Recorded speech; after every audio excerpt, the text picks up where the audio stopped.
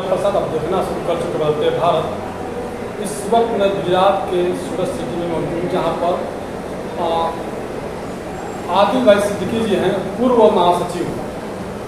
इन्हें दिया गया है गुजरात में मुस्लिम समाज के जो वोटर हैं या फिर जो कार्यकर्ता उनको जोड़ने के लिए।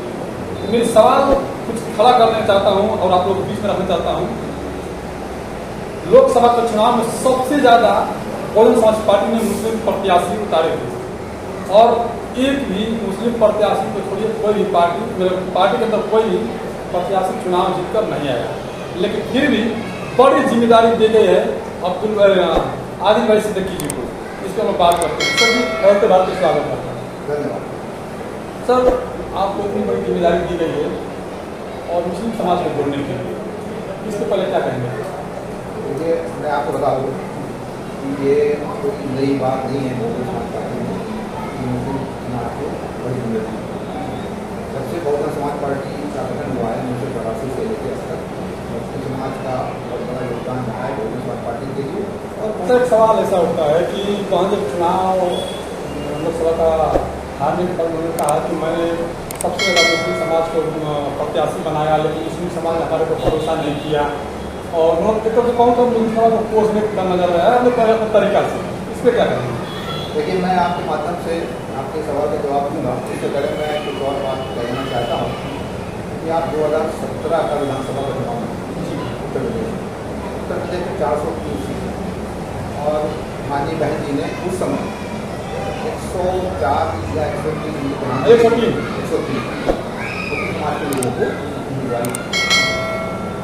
मुस्लिम समाज का वहाँ जो आंकड़ा है 15-18% माना जाता है, लेकिन ये जो आप सीट का बंटवारा देखेंगे ये लगभग 27-28% पहुँचता है 1103 से 103। तो इससे आप अंदाज़ा लगा सकते हैं कि माननीय बहन जी का मुस्लिम समाज के लिए उनका क्या रुख है, क्या वो चाहती है। क्या आप ये कहेंगे कि उन्होंने अपने उम्मीदवार इसलिए मैदान में उतारे कि वो हार गया? मुझे तो नहीं उतारा। मंशा उनकी साथ थी कि विधानसभा में 130 उम्मीदवार हमारे वहाँ पहुँचे या नहीं पहुँचे, ये तो बात का विषय है। लेकिन उनकी मंशा बिल्कुल क्लियर थी, वो मुस्लिम समाज के साथ है। वो चाहती है कि मुस्लिम समाज की ज़्यादा से ज़्यादा भागीदारी विधानसभा में हो, और जब एक समाज की विधानसभा में होगी, आप जानते हैं वो समाज कहीं ना कहीं तरक्की करेगा। तो बहन जी जो है वो हमेशा से मुस्लिम समाज के पक्ष में नहीं है, हमेशा से चुनाव रहा है और मुस्लिम समाज के साथ है। दूसरा एक सवाल आपने किया कि इतना होने के बाद भी मुस्लिम समाज साथ नहीं आया या वोट नहीं दिया मुस्लिम समाज ने, तो मैं बता दूँ ये मुस्लिम समाज को कहीं ना कहीं गुमराह किया। मैं इस बात को मानता हूँ कि मुस्लिम समाज गुमराह हुआ है दूसरी पार्टियों की तरफ से, उनको गलत बयानी करी गई है और उनको मतलब देने की कोशिश की गई है। और वो आज शायद समाज मुझे लगता है कहीं ना कहीं पछता रहा है अपने गलत बयान। आपने देखा होगा और बाकी प्रदेशों में मुस्लिम वापस लौट के समाज पार्टी के साथ में आगे आने वाले समय में मुझे पूरी उम्मीद है, आने वाले चुनाव के लिए मुझे मुस्लिम समाज पूरी तरीके से 10-20 चुनाव की चुनाव होने वाला है। चुनाव में इसमें मुस्लिम समाज पूरी तरीके से समाज पार्टी के साथ। अच्छा सवाल होता है कि जैसे बूढ़ी जमात थे वो भी चुनाव बहुत कम मात्रा में चुनाव में हारे थे, उसके बाद वो उन्होंने छोड़कर सपा में शामिल हो गए। मुख्तार अंसारी भी शामिल हो गए सपा में, और जबकि बहुजन समाज पार्टी के दिग्गज नेता माने जाते थे वो। देखिए, मैं आपको बता दूँ कि जो लोग जो वापस गए ये कहीं ना कहीं वहाँ पर ये संतुष्ट बिल्कुल ये सब वापस आना चाहते हैं। कहीं ना कहीं ये हमारी माननीय बहन जी के ऊपर है कि किसको वापस लेंगे, किसको वापस नहीं लेंगे। उनको हमारे साथ की पार्टी में नहीं थे, चले गए थे, पार्टी से निकाला गया था, बहन जी ने वापस ले लिया है, मुहिम चल रही है। बहन जी इस तरह से सोचेगी क्योंकि पार्टी के हिस्से जो लोग हैं जो उनको वापस आना पार्टी के हिस्से होगा उनको वापस देंगे। लेकिन मैं ये दावे के साथ कह सकता हूँ जो लोग मुस्लिम समाज के लोग बहुजन समाज पार्टी छोड़ के वापस गए हैं वो संतुष्ट नहीं है, चाहे का मामला हो या और किसी भी मुस्लिम समाज की किसी भी नेता का। आप से अपने प्रदेश महासचिव ने बताया कि आपको जिम्मेदारी की गई, तो कैसे जोड़ेंगे लोगों को? देखिए, मैं आपको बता दूँ, मैं 2016 और 2017 में मैंने पूरे प्रदेश पर समाज की तरफ से मुझे जिम्मेदारी दी गई थी। मेरा काम क्या था, सर्व समाज के लोगों को बोलना, और उसमें खास करके लड़कों की समाज को पार्टी के साथ जोड़ना, पार्टी का जनाजा बढ़ाकर नानी बहनी का के हाथों को मजबूत करना। तो मैंने 2016 में पूरे प्रदेश का भ्रमण किया, द्वारका प्रदेश के इधर।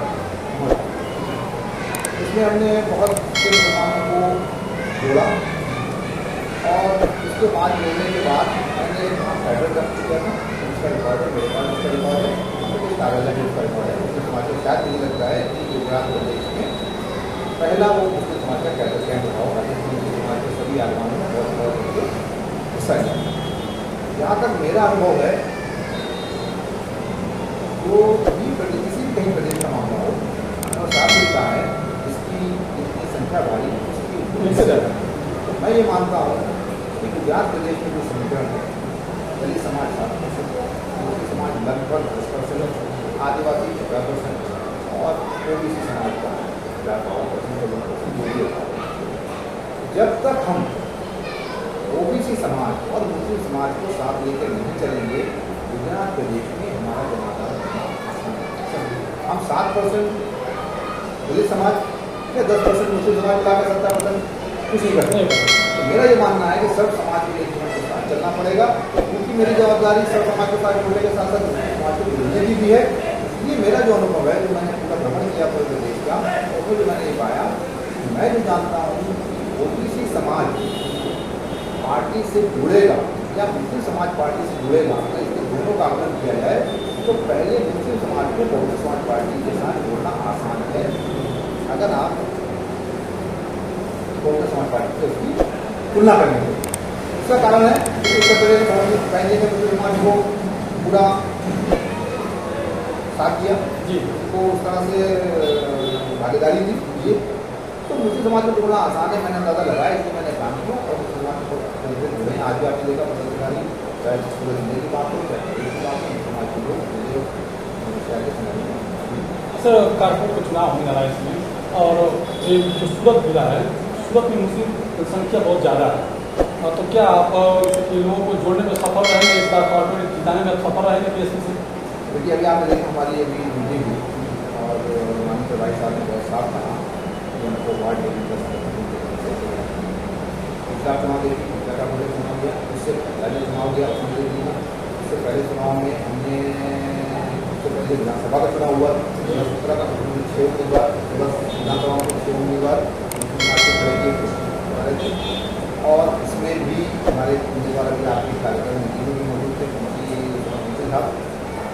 तो हमारा सबसे बड़ी इसमें जो प्राथमिकता रहेगी वो ये रहेगी कि हम जो है वार्ड लेवल का संगठन, वार्ड चुनाव नगर पालिका चुनाव में बात करना, नगर पालिका का चुनाव है उसके लिए, उस पर हमारा काम चल रहा है। ऑलरेडी वार्ड के चुनाव, वार्ड के जो संगठन है लगभग 40% पूरा हो चुका है, उसका भी 20% चालू हो चुका है।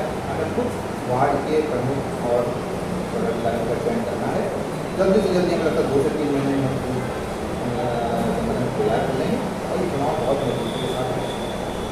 बात करेंगे हमसे, तो देखिए आदिल भाई सिद्दीकी जी हैं और पूर्व महासचिव हैं, अपनी बातों को जवाब दिया, और इनके ऊपर जो इनके कंधे के ऊपर दिया गया है मुस्लिम समाज को जोड़ने के लिए, उन्होंने साफ कहा कि मुस्लिम समाज के साथ साथ में ओबीसी समाज और आदिवासी समाज को भी जोड़ना हमारा कर्तव्य बनता है, और जिस तरह से बहन जी ने विश्वास किया है और उस विश्वास को कायम रखने के लिए आदिल भाई सिद्दीकी जो है कि काम कर रहे हैं। बाकी आप लोग किस नजर देखते हैं, कमेंट कर जरूर बताइएगा। धन्यवाद।